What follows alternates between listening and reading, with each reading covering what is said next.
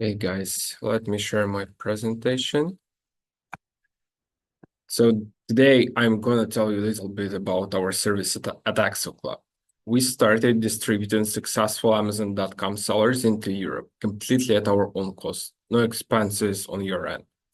So originally we started as an FBA aggregator, and we have certain amount of brands in Amazon. And while we were expanding them into Europe, we realized that we actually gained that skill set of expanding brands. We understand the market, we have the legal structure, VATs, legal entities, and actually that allows us to help others to expand into Europe, especially like today when US becoming more and more competitive, and you have to spend a lot more time on your main market to stay competitive, to find that competitive edge, launch new products, and manage your brand.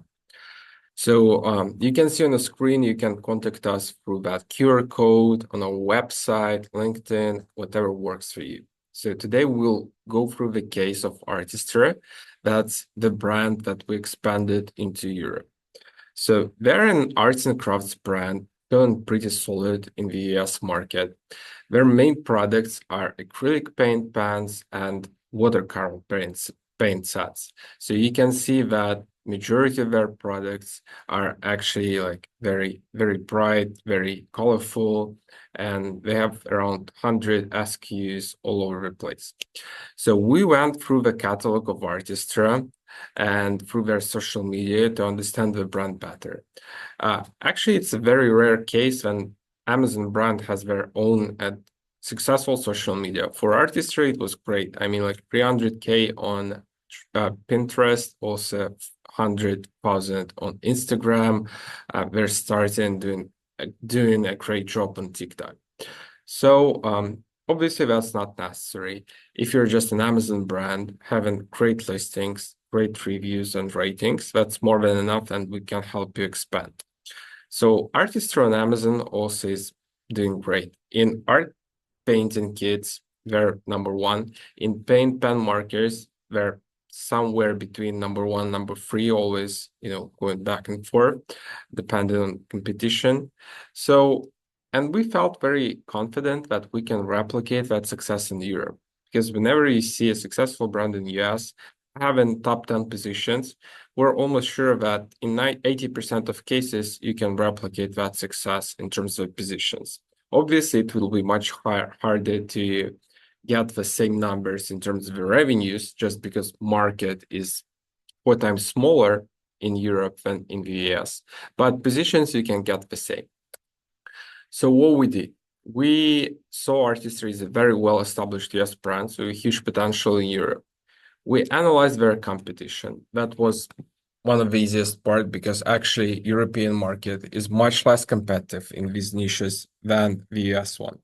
So we went through all the competitors, decided on the amount of SKUs we'll be selling for Artistra. Those will be like 37 SKUs. Those were 37 SKUs. And the last part of it, before purchasing inventory and shipping products into Amazon, was do the compliance research. Those products were quite complicated because in them there is a paint.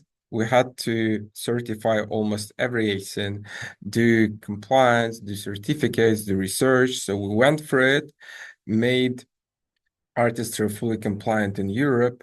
And on top of that, we paid for it because it's in our best interest to bring best products in Europe and earn in them. So we certified the products, we purchased inventory from Artistry, brought it into Europe, and as soon as we started selling, we got tremendous traction. In UK, we captured several bestsellers. In art sets, we're also feeling great having 2 products in top 10. And we didn't want to stop only in the UK. That's why we also expanded to other marketplaces such as Germany, France, Italy, and Spain.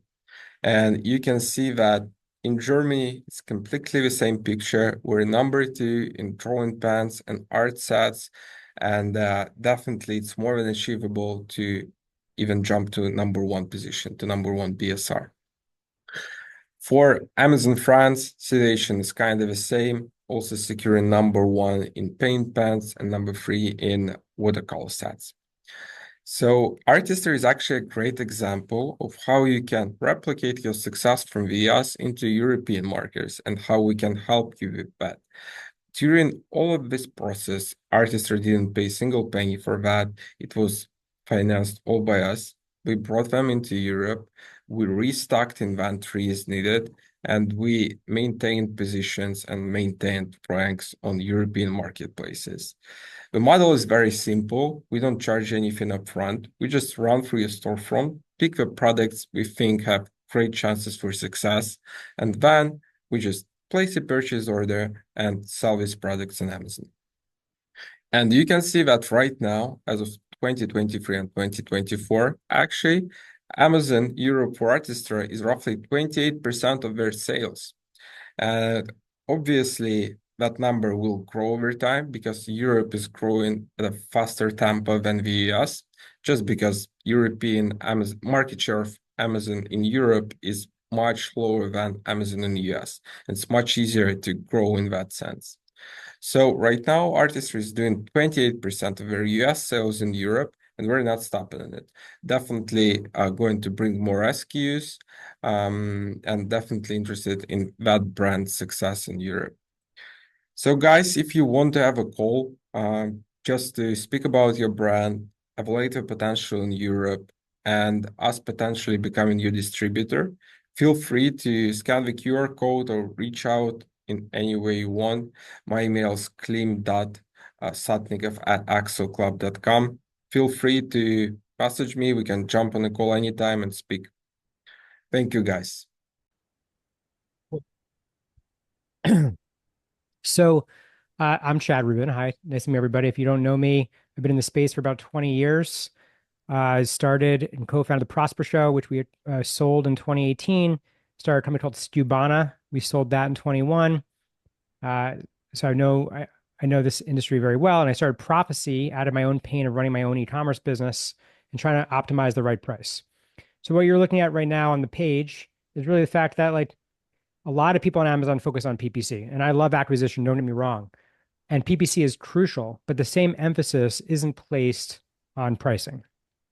So we started Profasee out of that pain, and it's a platform and it's designed to really match the customer's willingness to spend with the value that you're offering on the marketplace.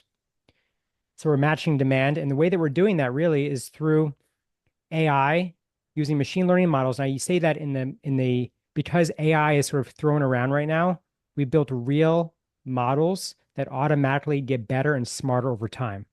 I put 2.4 million into the business to make that happen. And we're a software with a service, meaning we provide a software, but a fool with the tool is still a fool. So what we do is we guide you to optimize for the outcomes you want to achieve. Everything we do is driven based on results. So I'm just going to quickly share, and I'm going to show you how you can analyze your own pricing. First thing here is on average, brands make 10% more. Now, those brands are private label brands that are selling on Amazon with no competitors. So we live and die by the search engine ranking page on Amazon, not by the buy box. So we don't help sellers compete for the buy box, only exclusively for private label. One of our clients, some of you might know him, his name is Mina. Mina runs an agency, but also has a supplement company. And so Mina came to me and said, "Hey, Chad, I want to try this out." And so you can see here at the bottom is price, and at the top is this red line, which is profit this year, and blue is profit of last year. And you can see we start to dynamically rotate pricing, and we start to deliver and capitalize on the mispricing opportunity that exists on the marketplace. These mispricing opportunities are advantages, and those advantages we deliver in financial gains to our clients. And the wider that gap, the more money we've made for that client. Now, some might say, wait a minute, that's crazy. That's really interesting. But like, doesn't Amazon penalize you? Because I've heard that thrown around, right? A lot of people, there's a lot of hearsay in the space around what they should or shouldn't do based on hearsay that's not actually driven based on data. So let's actually let's pull up Mina's listing, right? This is his hero SKU. And what you're seeing here is a chart. Pink is price. Green is his ranking position. You can see here, like most brands, private label, never changes price. Maybe very infrequently running a deal here or there, willy-nilly, but no price changes. We came in and we started dynamically rotating pricing. And look at what happens to his ranking position. Ranking drops, meaning it actually improves. It gets better.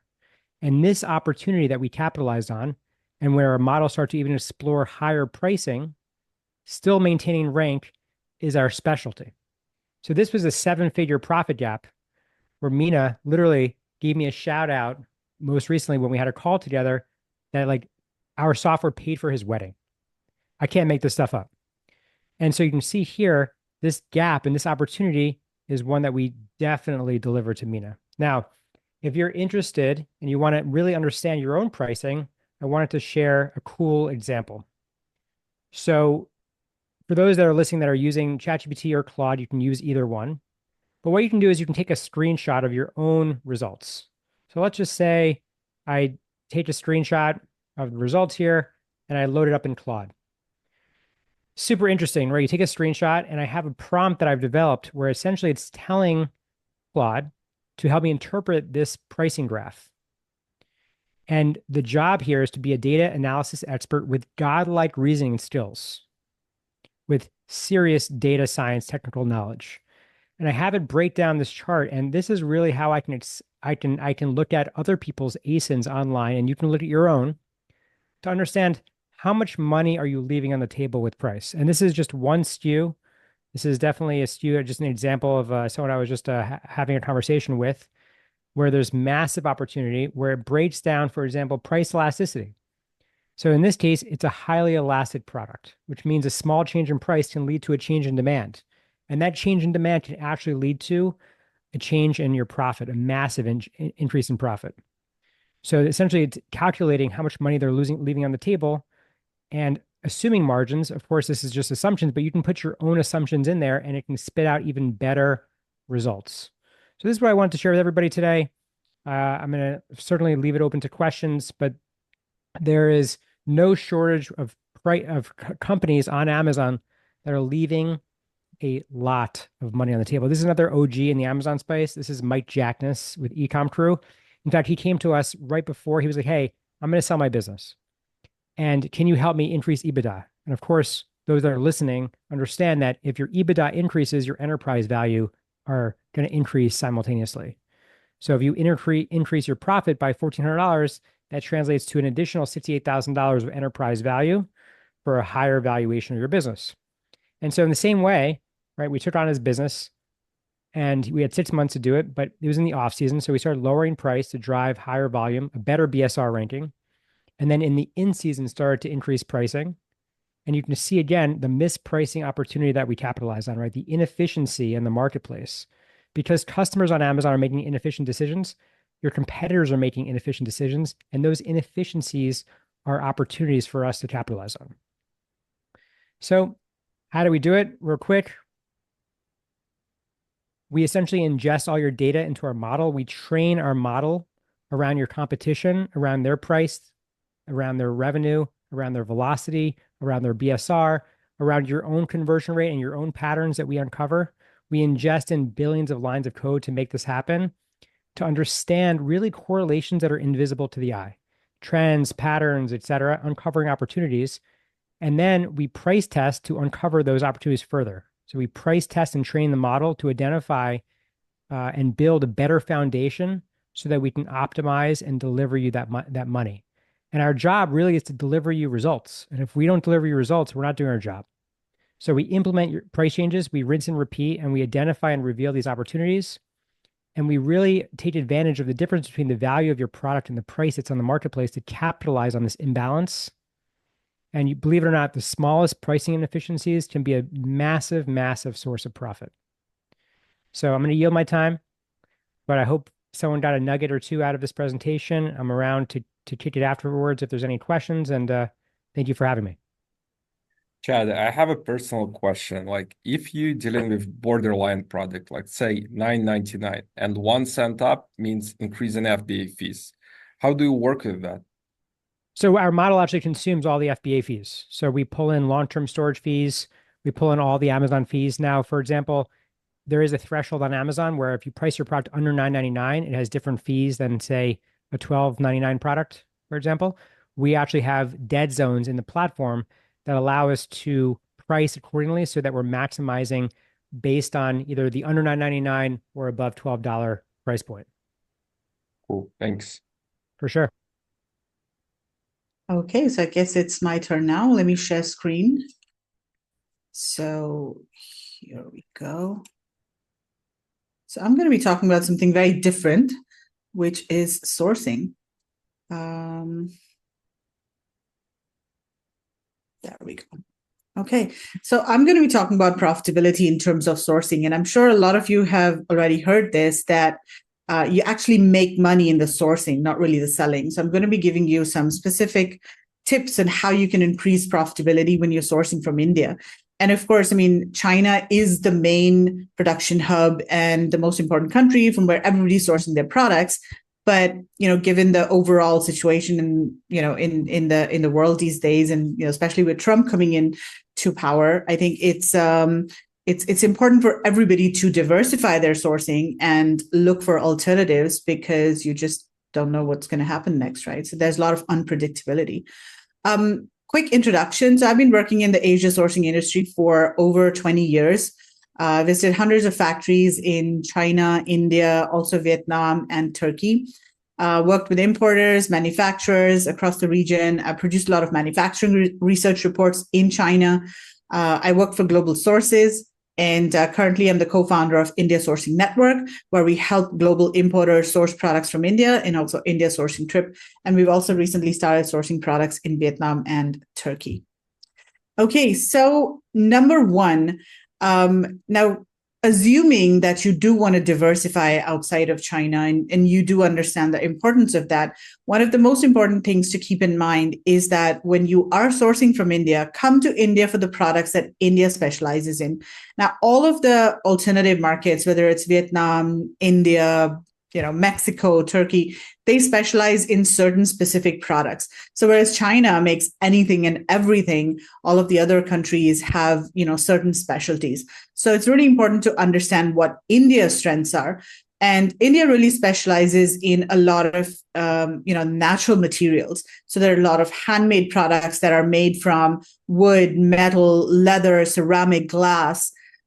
India also does a lot of mixed media, and so the designs are very, appealing. So that's one of India's strengths, like especially items for the home and kitchen. There's a lot of uniqueness in the items. Also, Indian suppliers can, accept low MOQs, which is a big advantage. If you're sourcing in China, typically the MOQ is pretty high. Indian suppliers also have what is known as MOV, or minimum order value. So they'd say, okay, you can source, let's say, $5,000 or $10,000 worth of products, and you can mix and match different SKUs. So that gives you the opportunity to source products in smaller quantities and maybe test a range of SKUs instead of investing in one particular SKU. As I said, India really specializes in a lot of natural materials. Also, if you're into the eco-friendly niche, then India is a really good source, because a lot of the products there are eco-friendly. For example, organic cotton, or any type of cotton, and especially organic cotton, is one of India's strengths. So if you're doing anything that's textile related, whether it's home furnishings or apparel, fabrics, anything like that, especially in natural materials, then India is really the place to go. There are a lot of handloom fabrics in India as well that are not available in different countries, especially China. China really specializes in a lot of the mill-made fabrics. There's also supplier backstory. So there are different communities and artisans that work on these products, especially the handmade category. And so this is one way to really differentiate your brand from all of the other brands and all of the other companies that are sourcing in China. You can talk about the story behind the product and the artisans that actually, create those products. You can also support social causes. Generally, there's more respect for IP in India. And the reason for that is most manufacturers are not trying to sell directly on Amazon under their own brand. Now, why is there IP threat in China, or IP theft in China? Because a lot of manufacturers are selling directly on Amazon. So that's not the case in India right now. Most of the manufacturers are just focused on selling B2B and, selling in bulk. Also, production costs and labor costs are much lower in India. So if you have anything that's handmade or requires manual labor, then that's a really good product to manufacture in India. So these are things like apparel, or like handicraft items or leather items that require a lot of cutting and sewing and require manual labor. So that's very advantageous in terms of the overall cost. In fact, in China, overall labor costs and production costs have been increasing for the last decade or so. And this is one of the reasons why a lot of low-end production of, let's say, apparel and those types of low-value products have been moving out of China and going to countries like Bangladesh, India, Sri Lanka. So if you are dealing in any of those types of products that require manual labor, India is a good option for that. Okay, secondly, now once you've decided on the product that you want to source from India, the next step is, of course, finding the supplier.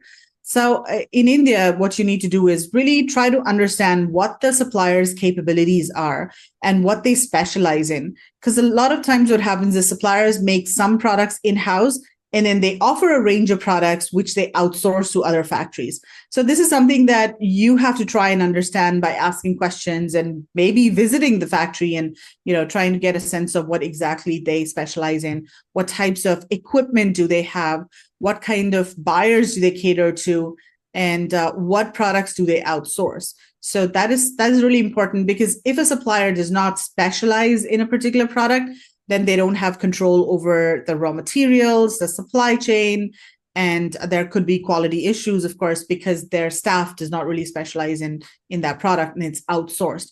And in some cases, it might be outsourced to a factory in a totally different city. So that, adds another dimension, because if there are any issues with the product, it needs to be sent back to the factory in another city, and that adds time and cost. Usually in India, factories specialize by material. So, for example, there are companies that would, specialize in metal, for example. So all of their artisans, the workers, the equipment, machinery that they have will be for production of metal products. And if they do offer wooden products, for example, unless it's a really big factory and they have multiple workshops, they typically, would outsource the wooden products to another factory in another city, maybe. So this is really important. Try to understand what their expertise is, what their capabilities are. Go to the source. Now, this is true for wherever you're sourcing from, whether it's China, Vietnam, India. I mean, this is the best way to actually get good prices, to get good terms, to understand the manufacturing process so that you know what really affects the quality and price of a product, and to sit down across the table and negotiate with the supplier. That's one of the best ways to increase your profitability and, get better prices. And of course, when you're sourcing in high volumes, even a couple of cents add up, right? I mean, over time, it's going to add up. So visiting suppliers will actually, communicate to them that, hey, you are serious. You're a serious buyer, and you really want to do business. So you will definitely get priority over anybody else they're talking to online, or anybody who's just reaching out to them via their website. So if possible, visit trade shows, visit factories, and go directly to the source.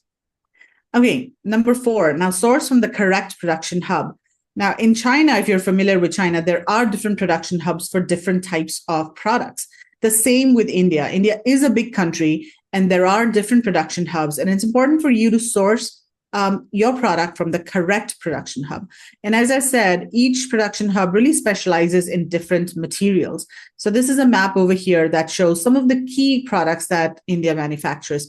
A lot of the manufacturing is concentrated in the north over here. So as you can see that there are different cities that specialize in different kind of materials. So Khurja for ceramics, Moradabad, this is where a lot of Amazon e-commerce sellers source products from. And there's a lot of metal and wood home products. It's mostly metal, but there are a lot of wooden products manufactured here too. Kanpur is for leather. Firozabad is for glass. Agra, where the famous Taj Mahal is located, is for marble and stone. Similarly, in the south, there are coir products. Coir is a very eco-friendly material. If you're not familiar with this, it's made from the husk of coconut, and there's doormats that are made from this material that are very, very popular. In fact, IKEA sources a lot of these doormats from this city over here. And one of the suppliers, who's like 100-year-old company, IKEA is their key client, and they have like one facility entirely dedicated to IKEA. So there's huge production of these coir products in the south. And then there's Tirupur, which is basically a textile hub. And there are a lot of knitted fabrics that are manufactured over here. So t-shirts, socks, undergarments, those kinds of things. And there are literally tens and thousands of factories of all different sizes, from small to mid-size to extremely large companies that manufacture those types of products here. Then Delhi NCR, National Capital Region, is mostly home furnishings, leather bags and garments, some apparel, and also electronics. So there's a lot of electronics production that's starting to happen in India. As some of you might know, the iPhone is being produced over here. Apple is moving a lot of their production to India, for exports and also for the domestic market. There are a lot of other mobile phone companies like Xiaomi, for example, that have set up factories over here. Gradually, the whole ecosystem for electronics is going to develop, and then there's also going to be more of OEM production happening. Currently, most of the OEM production in electronics is happening for big brands. It's not like China, where you can go to Shenzhen and find a factory that makes power banks and just source 100 pieces of power bank and get your logo put on it. It's currently not at that stage. For electronics, you still have to go to China, but the industry is developing. I think the next 2 years or so, you will see a lot more OEM production happening in India. Okay, so that's most important. Make sure that you're sourcing from the correct production hub. Okay, manage your supply chain efficiently. Now, what does this mean? So Indian suppliers, first of all, language is not a big problem when you're sourcing from India. So you can actually have a really good discussion with your supplier. You can pick up the phone, talk to them, do a video call. Communication is much easier. And then if you're a largish kind of buyer and you're placing bigger orders, you can actually go to the factory or talk to them over the phone and try to understand the entire supply chain. For example, if you are sourcing textile-based products, you can actually go to the fabric mill where the textile is being sourced from and talk to them. Your factory that's making the actual textile, the end product, can be still source the product from the textile mill, but you have the opportunity to go talk to the textile mill directly and say that, okay, this is what we want. How can we work on this? What can we do better? Or you can even source your fabric directly from the textile mill and then send it over to this factory for cutting and sewing. So there are a lot of different, Indian suppliers are more flexible than Chinese suppliers generally in terms of talking about the supply chain and how they're sourcing different materials and components. So this is, and again, especially if you're sourcing in higher quantities, if you're sourcing 100, 200 pieces, doesn't make sense, right? But if you're sourcing in higher quantities, if you're building a strong brand, then there is an opportunity to sit down with the supplier and discuss the supply chain, each component, and see where you can actually save on costs and what is really affecting the cost of the product. Okay, in terms of shipping, now there are a couple of different options when you're shipping from India. And one of the ways to save on costs is to ship to the east coast of the US. Because if you look at the map over here, Mumbai or Nhava Sheva is the name of the port, which is on the west coast of India, in the city of Mumbai. That's the most popular port, and that's where most of the products are shipped out to the US. If you are shipping to the west coast, then the ship would go the other way. It would take longer and it would be more expensive. So generally, the sailing time from the Mumbai port to New York is about 22 days. And then, of course, you add more time at the port and clearance and everything. So it takes about 30 to 35 days shipping from India to the East Coast. Whereas if you're shipping to the West Coast, it is more expensive. It can take up to 40, 45 days as well.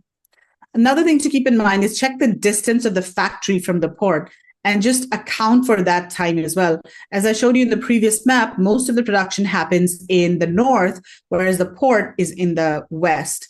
China is different because most of the production in China happens along the east coast, and there are ports along or in most of the major production hubs. India is slightly different in that way. So that's number 6. Okay. So that's it from me, but I just wanted to quickly talk to you about our India sourcing trip and also the sourcing services that we offer. So if you are interested in sourcing products from India, one of the best ways is, of course, to go there and to source products in person. So we host a guided sourcing tour twice a year. The next one is coming up in April 2025. And of course, the benefits of attending one of these sourcing trips is that you can source profitable products by going to the source. You can get better prices by talking to factories directly. You speed up the sourcing process because you're looking at hundreds of products at the same time. We take you to an export-focused trade show where you can meet with suppliers and see lots of different products. We also take you to factories. And we also teach you how to source from India. We do like a full day India sourcing conference where we invite different experts to talk about things like quality control, shipping, and also other brands who are sourcing from India share their own experiences as well. There's also an opportunity to find new suppliers for existing products. In case you want to diversify your sourcing because of the whole situation, the tariff situation, then this is an opportunity to do that as well. And of course, visiting factories, understanding how the products are manufactured, that is a very key part of the entire sourcing process and to increase your profitability. And of course, we also do a bit of culture. So we take you to Taj Mahal, which is one of the 7 wonders of the world. We do a Bollywood night where you can sing and dance and, wear Indian clothes and have lots of Indian food. And then we also invite e-commerce experts and sourcing professionals to join the trip. So there's a lot of networking that happens as well. In case anyone's interested, you can go ahead and check out our website at indiasourcingtrip.com, or you can also email us at info@indiasourcingtrip.com. So this is one of the groups that we had taken recently, and this is a picture of all of them in front of Taj Mahal. In case you're not ready to travel yet, we can also help you source products from India without you having to travel. So we have a sourcing agency for that. And we can, in fact, source in Vietnam and Turkey as well. You can go to indiasourcing.net or reach out to us at info@indiasourcing.net if you have any questions. So that's it from me. I'm going to stop sharing my screen and then I'm going to hand it over to Joel. Hey guys, everyone able to hear me all right? Yeah. Perfect, great. So just wanted to introduce myself. I'm a CPA. I've been focused on the e-commerce industry for the past 5 years, mainly on the operations side. So I've been into recruitment, inventory, finance, and now recently I've been focused on reimbursements with TrueOps. So as a CPA, my main mantra is trust but verify, which is really just a nice way of saying don't trust anybody. And throughout my career, I've seen lots of areas where sellers can save a lot of money by just having some additional steps in place to prevent losses. So, if you're trusting a third party with anything, it's always good to have a responsible adult in the room. Some areas where I've seen lots of money leaking is with 3PLs. When you're asking for a count and there's these discrepancies between what you believe should be there and what's actually there, there's this tendency to assume that it's just like an error or a reconciliation error. But in reality, I've seen hundreds of thousands of dollars of losses happen at the 3PL side. And this is true across your entire supply chain. Any area where you are trusting a third party, you need to have some controls in place to make sure that you're preventing attrition along your supply chain. So, if you think about the place where you're sourcing your inventory, oftentimes vendors will short ship your inventory, oftentimes by accident. They can also overbill your invoices, and there can be a lot of losses there. And then as it comes, into the United States or wherever you're selling it, your HTS codes are going to be messed up. The tariffs that you pay are going to be incorrect some of the time. And then, ultimately when it gets received in the warehouse, some of it's going to go missing. It's just a fact of life because no one's perfect. But it's important to look over your whole supply chain and think about like what could go wrong and like how can I protect myself from these issues. Um, so like, you know, to protect yourself from vendors making mistakes, you can implement a three-way match process, which is matching your bill with the actual items that you received and then your PO that proves that you actually ordered those units. And there's lots of software that can help with that, like Tipalti, for example, has that built in. So what I'm focusing on with TrueOps is auditing Amazon. So Amazon, like any third party, needs to be held accountable. They make lots of mistakes, and it's, you know, nothing malicious, but again, like with everybody in your operations area, you need to have a responsible person in the room that's making sure that everything is going well. Now, Amazon reimbursements, it's a popular area to just kind of either neglect or just put with the VA and just hope for the best. But like any area, the level of diligence and professionalism that you put into it is what you're going to get out of it. So, you know, if there's an area that you personally manage more closely, like maybe you're managing marketing, or maybe you're managing sourcing, or maybe you're managing the product, you probably, because you value that process, you're probably not going to just put it to a VA because you know that there's going to be leaks there. Reimbursements is the same. There's endless opportunities for improving it the way that you oversee your Amazon account. Regarding Amazon, we've audited over 1,800 sellers. We've never seen someone that's doing it perfectly, either in-house or with a competitor. And part of the reason why is that we audit all the way back to the beginning of your account. So it's not a surprise that there's going to be a couple of issues, because even if you've got the best process, it's impossible to be perfect every day. So that's where we step in as a backup. You can either continue your in-house process or bring us in as a backup to catch what's left behind. Either way, you can end up benefiting a lot. For example, we recently audited a seller that had 3 other auditors, and we were able to find over $1 million in claims for them. I'm going to go over some of the areas that we end up finding a lot of money.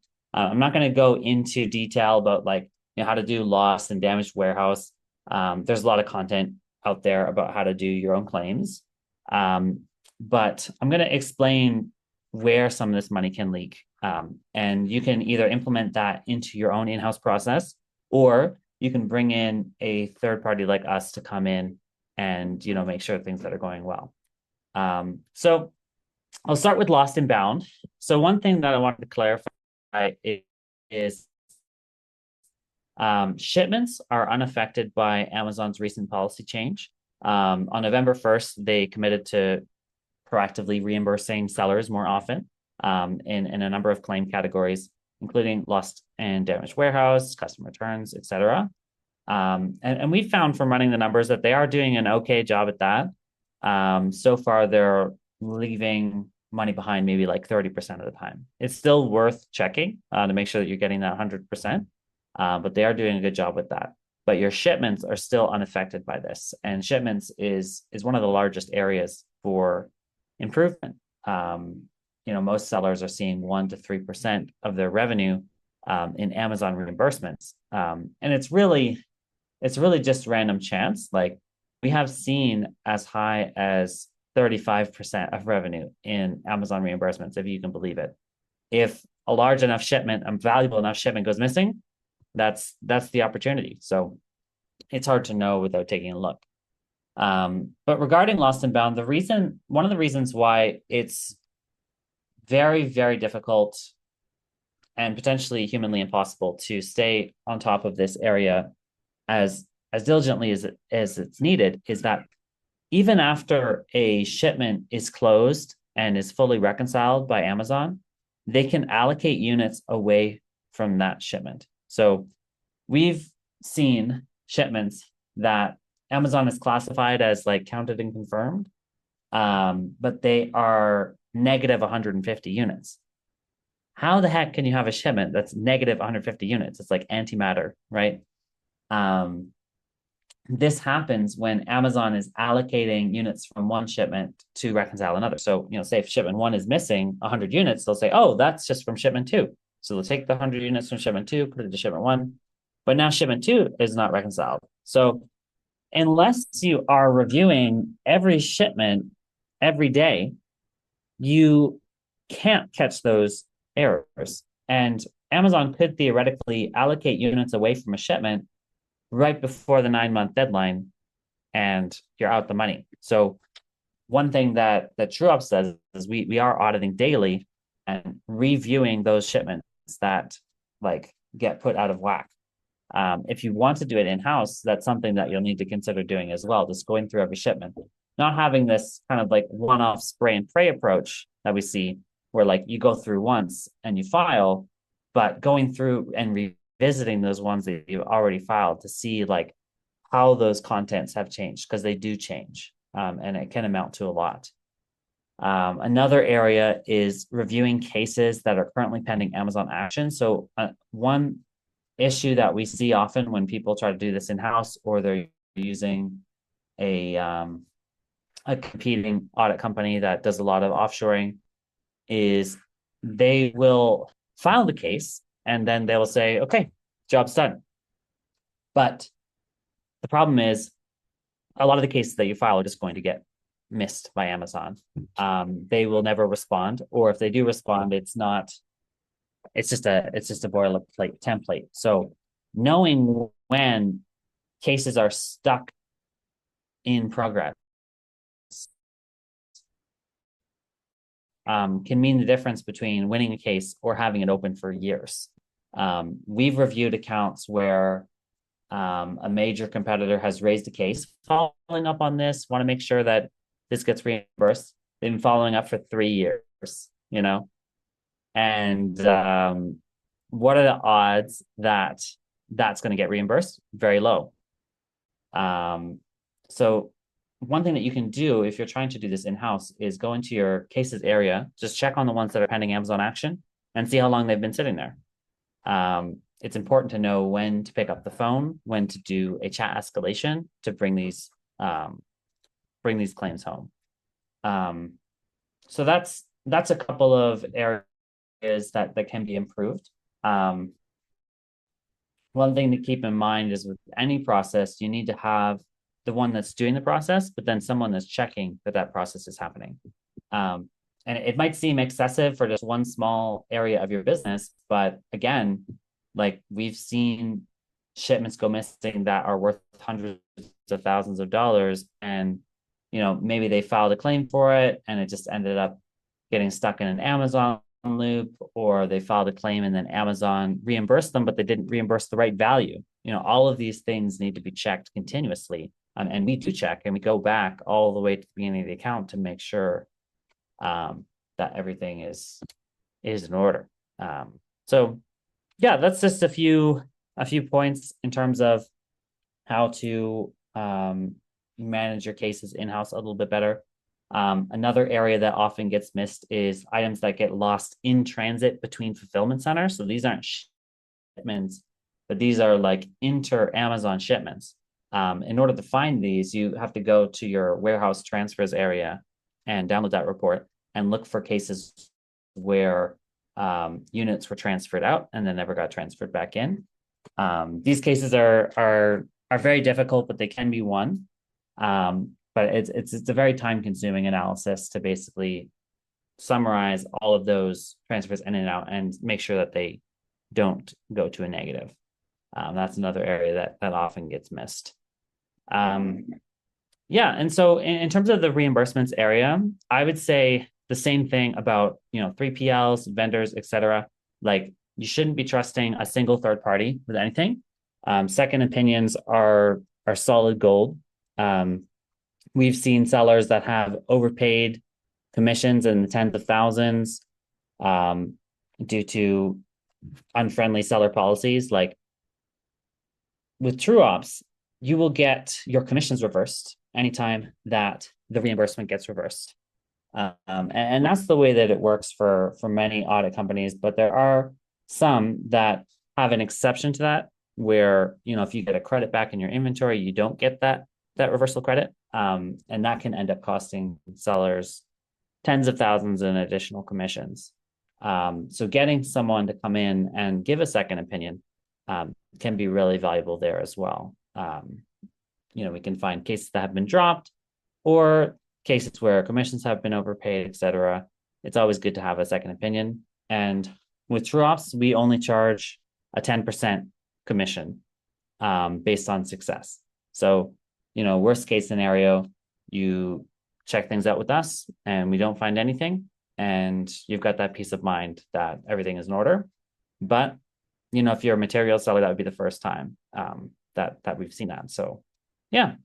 Anyways, that's all the items for me. If anyone has any questions, feel free to let me know. I'm happy to answer anything about reimbursements or operations in general. And yeah, thanks for having me on. Cool, thanks, Chad. We have some questions in our Q&A. Let's go as we spoke. So the first question goes to AccelClub. How costly is compliance in Europe? So the thing is that compliance itself to make certain certificates isn't that costly. Like, what takes lots of time is registering your legal entity, receiving VATs, and that's costly. For compliance itself, it's just a matter of how good you find a person who has a deep knowledge in products and who can suggest you and guide you through all of the processes. For example, like for very simple products, let's say, I don't know, any simple products that you can find, you know, cup holder. It will cost you around $250 to get each certificate. For something more complicated than that, let's say arts and crafts, like in artistry, where you have to test paints, the certificates will cost you around $1,000 for one product. If we're going to really complicated level, baby products, electric baby products, that can go up to $3,000-$5,000, but that's a very rare case. Okay, next question is for Chad, Profasee. So how can Profasee assist in identifying underperforming SKUs in Amazon, and what adjustments should sellers make to optimize their pricing for better profitability? So in terms of identification, like we don't necessarily identify, like essentially brands that come to us and let us know they want to start making more money and capitalizing on whatever money they're leaving on the marketplace. That's really where we come in. I share obviously today a way that you can actually analyze your own prices to see if you're leaving money on the table. But yeah, you just contact me at chat@Profasee. We'll do an analysis to see which SKUs are eligible. And then from there, we can help you see which SKUs are eligible and how we can deliver you more money. Again, on average, it's about a 10% lift in profit, sometimes 20, sometimes 30, sometimes 40%, even more than that. But on average, let's just set the expectation that's around 10% lift in profit, which is massive for many sellers. Cool. And one more question, like what pricing strategies can help Amazon sellers maintain competitive prices and protect their margins, especially during seasons like Prime Day, Holiday Rush, Black Friday? Yeah, so our team is actually pretty equipped to help you set up strategies around price. So I'll just give you an example, like decoy pricing. You can have decoy price where you have a specific price that you know people aren't going to pick on because essentially they're going to opt for a higher price. So we can help set up those staggered pricing strategies for brands. There's other loss leader strategies. If you have many different variations, you can have like this like gateway drug where a customer can come into your listing, see the low price, and then opt for the higher price at a far higher profitable margin for your company. So these are things that we can essentially help you set up in our back end to allow you to compete. Cool. Thank you, Chad. There is a question for Meghla. How do product prices in India compare with China? Actually, I had the same question in mind. Right. So if you're comparing product prices in terms of like doing an apples to apples comparison, it really comes down to the type of product that India specializes in. So if it is, let's say, something that's made out of cotton and it is like a manual or labor intensive kind of product, it can be cheaper, or it will be cheaper in India because, of course, labor costs are lower, the raw material is widely available, and the same product would be more expensive in China mostly because of the labor costs and all. So I don't think we can give a blanket statement that prices are generally lower or higher in either of the countries. It really depends on the specific type of product. Now, if you're looking for, let's say, a very, let's say a sportswear kind of garment that uses functional fabric, that the fabric is usually imported from China, and then it's, the product is made in India. So that will, of course, add to, the overall price of the product because the fabric needs to be imported. The other thing to consider is the additional tariffs that are imposed on a lot of products that are imported from China into the US. So, those additional tariffs are not applicable to India-made products. So whenever you're comparing prices, it's really important to look at the landed cost of the product and not just, the FOB price or the ex-factory price of the product. So, the answer is it really depends on the specific product that you're sourcing. Okay. And addition to that question, what are the typical payment terms in India? So typically suppliers ask for like a 50 or a 30 to 50% advance payment, which is paid to the supplier when we are placing the order.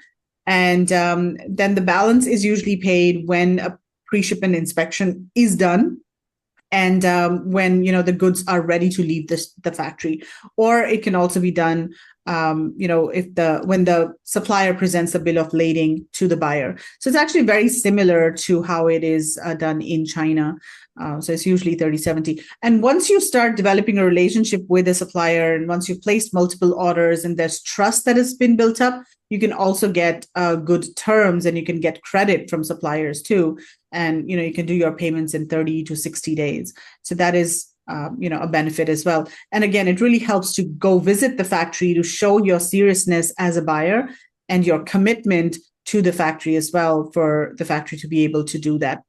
And one really important thing is that always make an advance payment once your sample has been confirmed. There was this buyer just today. I was actually having a call with them, and they were sourcing from one supplier, and they paid a deposit to the supplier even before the sample was approved. And now they're running into issues because the supplier is saying that, hey, but we've approved the sample, the fabric is approved, and the buyer is saying that no, it's not approved, we still need these changes. So there's miscommunication and everything. But it's really important to tie your payments to quality and to deliverability, and to make sure that the supplier really understands your expectations. Cool. Thank you, Meghla. And a couple of questions to Joel. Joel, first question, what are the benefits of using a reimbursement company instead of handling claims myself? Yeah, so sorry, you able to hear me still? Yeah. Perfect. Okay. In terms of the benefits of doing it with TrueOps, we currently serve 1,800 clients, and we are constantly researching the best ways to get reimbursements from Amazon. It's impossible for an in-house team to get the same amount of knowledge and opportunities to A/B test ways of dealing with Amazon. So a professional auditor is going to have additional avenues for recovery, because Amazon is constantly changing their policies. And if you want to be up to date on the most recent ways to get reimbursements from Amazon, the only way is going to be using a professional service. I don't think that it has to be a choice between doing in-house or having an auditor. For one, if you get a second opinion from an audit company like TrueOps and we find $0, then you know that you've got a perfect in-house process. You're the only person in the world that has that, and you're good to go. High five. But like, if there's money left on the table, then the answer is in that money. Like, is it better to have a auditor or not? Well, clearly it is better to have an auditor if there's money left behind. So yeah, I would say it doesn't have to be one or the other. I think that you should always have a second opinion, no matter what third party you're using, whether it's a reimbursement provider or 3PL or whatever. And yeah, we can add a lot of value that way. And is it possible that TrueOps just files like one part of the claims while I'm filing another part of it, just to split? Yes, so we do have settings that users can configure. So they can choose, if for lost and bound, for example, you just want us to be operating on a backup basis, you can set us to that, and we'll just go after things like just before they're about to expire, or we'll go after things that have been sitting for like 3 years, and we'll go after those. And then in the other claim categories like lost, damaged warehouse, customer returns, unused shipping labels, etc., if you want us to wait 30 days or 60 days before going after that, like you can configure and fine tune specifically what you want us to go after and when. Cool. That's it for the questions, guys. Thank you a lot. I had a great webinar. Happy to have you here. Great. See you. Great. Bye. Thank you. Bye. Thanks, everybody.